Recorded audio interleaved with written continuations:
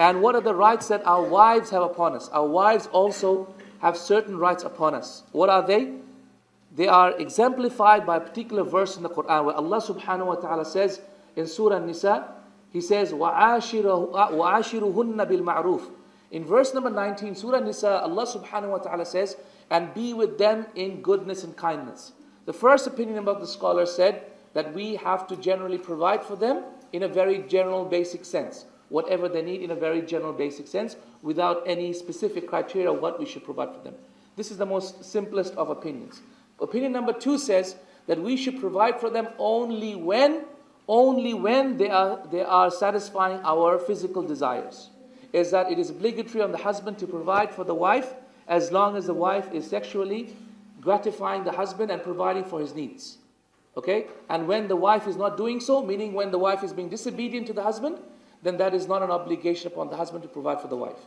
This is the second opinion. The third opinion of the scholars about this hadith about Ashiruhunna bil Ma'ruf states that we should be with them as the kuffar are with their wives, as the disbelievers are with their wives. So the way the disbelievers are the very basic level, then this is the way that we are with our wives as well. The fourth opinion states amongst the scholars, states that we are with our wives at least 1 night in 4 nights. 1 night in 4 nights. Why? Basically because of the fact that we are able to take more than one wife, up to 4.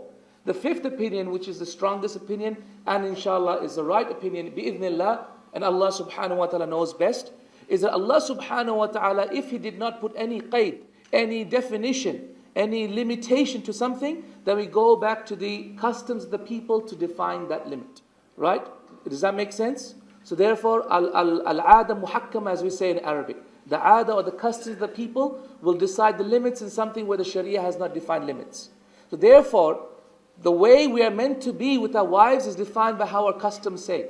So ask yourself this question: is it customary for wives to have a car? Yes or no? If the brothers are saying yes, that means it's an obligation upon you to buy your wife a car. So think very carefully when you say yes. Okay? The second right of the wife upon us is that we treat our wives with equity. And equity means that we're equitable to their needs, not equality, because that equality dictates really injustice. But equity dictates justice, because this equity is where you apply justice appropriately. Then her right upon us is that we respect her feelings. We show her kindness and we show her consideration. Her right upon us is that we don't show our wife any aversion to herself. Her right upon us is that we don't keep our wives with the intention of harming them, but we keep our wives, meaning that we are married to our wives with the intention of benefiting them and loving them.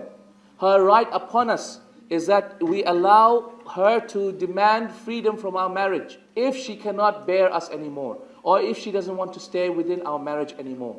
And her right upon us is that we sexually gratify her. These are the most basic rights